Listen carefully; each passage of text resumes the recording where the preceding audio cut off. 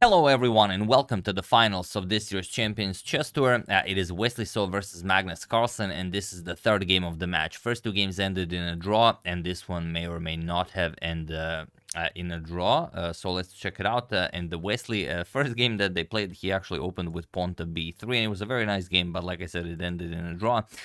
This game he tries something else. He goes for pawn to e4. So let's see what Magnus has in mind. As usual, he replies with pawn to c5. He goes for the Sicilian defense, but already a surprise on move 2. He doesn't go for any standard stuff like d6, e6, or knight to f6 or something. He goes a6. This is the O'Kelly variation, and it can bring some very interesting positions if, let's say, if you continue with something like d4, which is a pretty standard way of treating the Sicilian.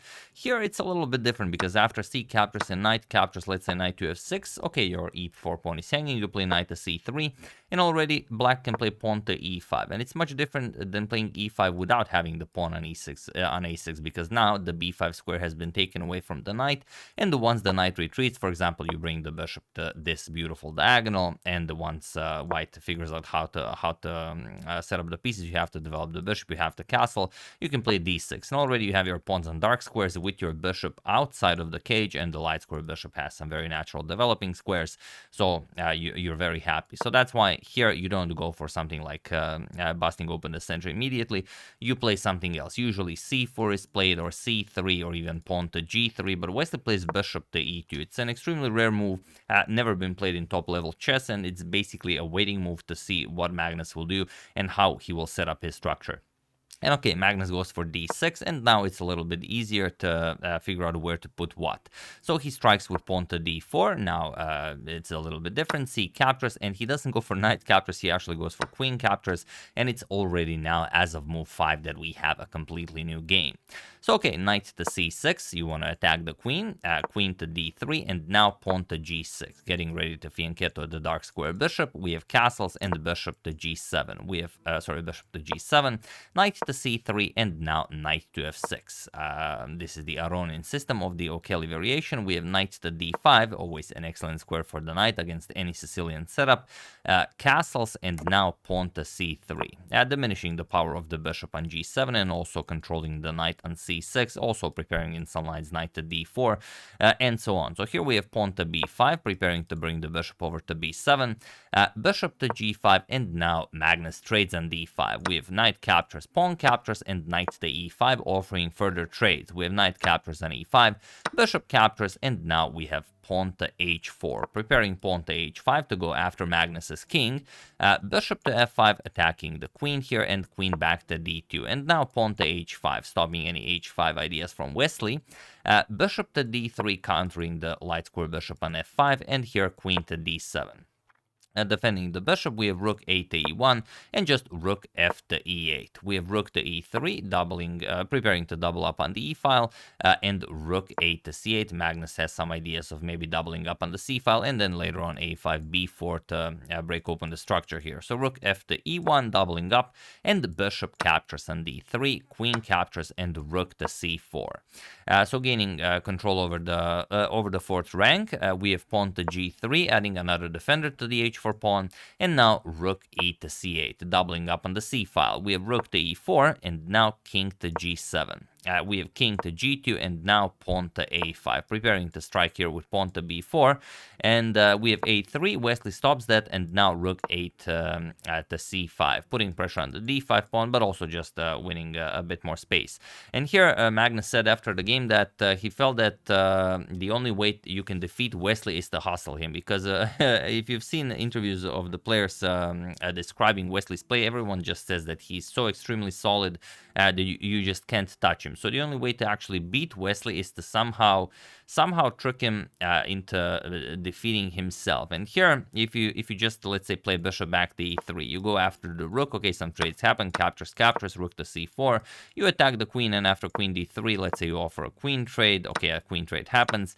Yeah, it's a nice game. Perhaps black will have a little bit more advantage as he controls more space, but all in all, perfectly fine and playable for white. However, after pawn to f4, this is where Magnus says that he was sort of able to hustle Wesley, but not hustle him into blundering the game, but sort of hustle him into giving him a better position. Now the problem is, as Magnus's only weakness realistically is the e7 pawn. It's a backwards pawn. It's a terrible pawn, attacked by pretty much everything here, the two rooks and the bishop. By playing pawn to f4, Wesley pretty much solves all of Magnus's problems. So Magnus plays rook, captures on e4. It doesn't matter if you capture back with the queen or the rook. Rook captures on e4 was played, and now he just plays bishop to f6. And this solves his problem of the weak e7 pawn. Wesley captures on f6, but also it doesn't matter if you don't, then the bishop just remains here as a nice defender. So he captures here. E captures on f6. Okay, it's a doubled pawn, but at least you've eliminated the weakness from e7. And now rook to d4. We have rook back to c8. Now Magnus wants to gain control over the open e file, and Wesley moves the rook back. Rook to e4. Now rook to b8, signaling that Magnus is now ready to play pawn to b4. And as you no longer have to worry about the e7 weakness, now you are free to explore your options on the queen side. So king to h2, and now queen to f5, preparing to trade queens if the rook moves, and that's exactly what Wesley does. He offers a queen trade, as objectively the endgame is a draw. Queen captures rook, captures, and now rook to e8. But if you look at the clock times, Magnus is even worse on the clock than Wesley. He has 1 minute and 13 seconds, whereas Wesley has 1 minute and 35 seconds. So okay, rook to d2. Of course, you want to stop the advancement of the rook all the way to the second rank. You do not want to allow it to become a pig.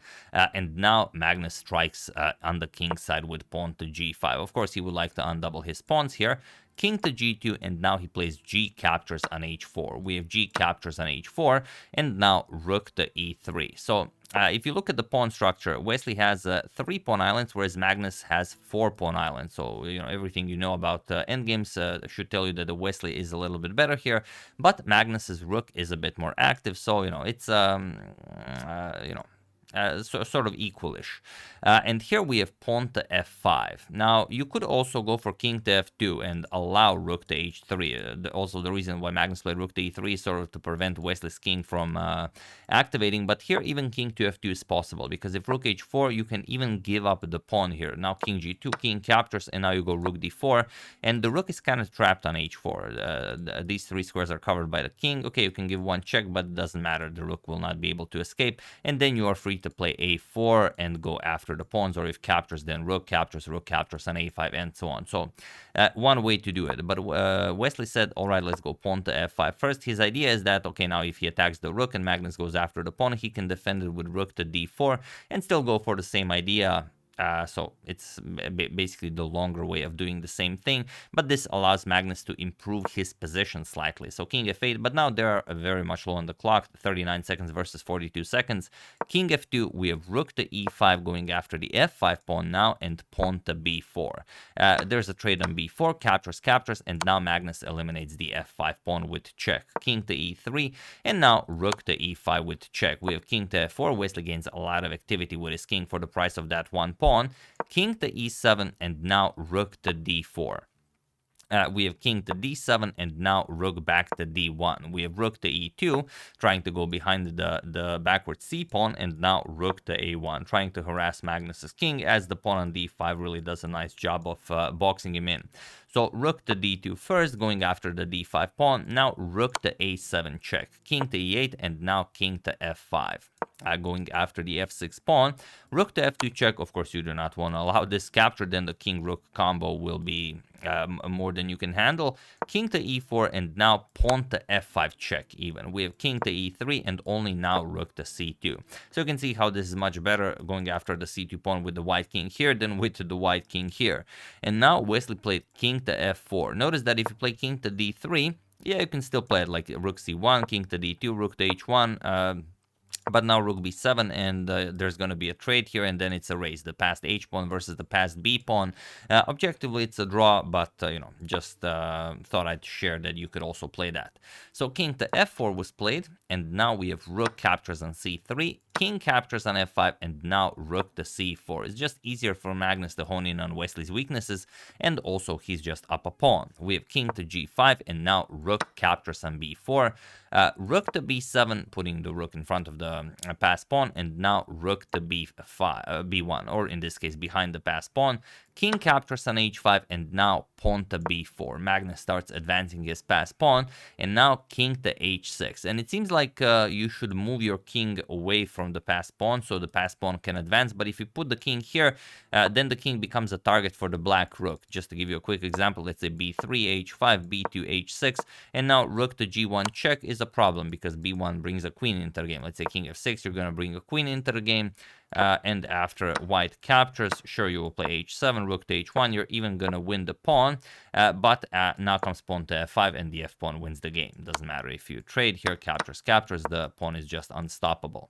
So that's why Wesley played king h6, which is the correct move, and still this position is objectively a draw, but here comes pawn to f5, and the pawn to f5, maybe a slight imprecision because here Magnus allowed king to g5. King to g5 is still a draw for Wesley because not because you go after the pawn, but because you can actually hide your king behind the pawn and get away from the checks. Point being that if king g5, let's say pawn to b3, you're going to play pawn to h5, and now after pawn to b2, you do not have a check because of king f6, and now the rook cannot move as the rook would pick up the b2 pawn.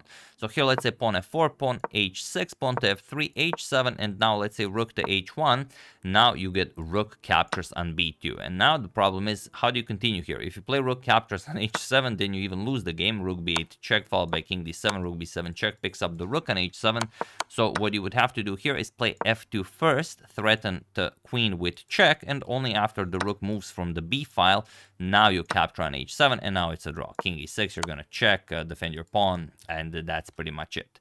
But after f5, Wesley got tricked by this pawn to f5 move, or as Magnus says, he got hustled and he went for pawn to h5, but now the position is completely winning for Magnus. Now pawn to f4, king to g5, and now even pawn to f3. We have pawn to h6, pawn to f2, and now rook to b8 with check. We have king d7, rook b7 check, king to c8, now no more checks, and now pawn to h7. Wesley hopes that Magnus takes the rook so he can play h8 queen, but Magnus just played rook to g1, and he was in this position on move 60 that Wesley so resigned the game, as there is nothing more to be done here. Now the problem is, if you move the king, let's say, okay, you go to h6, now just f1 queen, and yes, Wesley would also queen with check, but the problem is king captures on b7. Now the being up a rook means really a lot, as there are no more checks here. You can give a queen h7 check, but then after the king hides, you will just get checkmated on the next move. There's really nothing you can do here.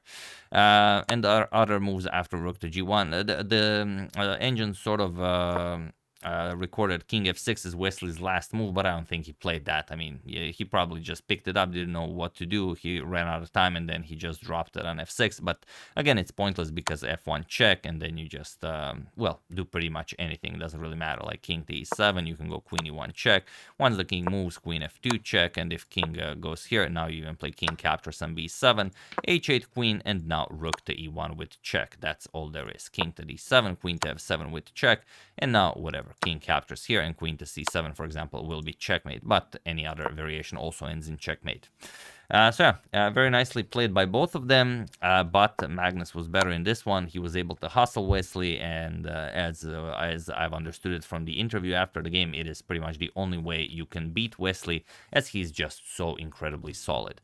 So this was game 3, and Wesley had a chance to equalize the match in game 4 if he wins with the black pieces, but it was a draw. It was a pretty equal game throughout the entire run.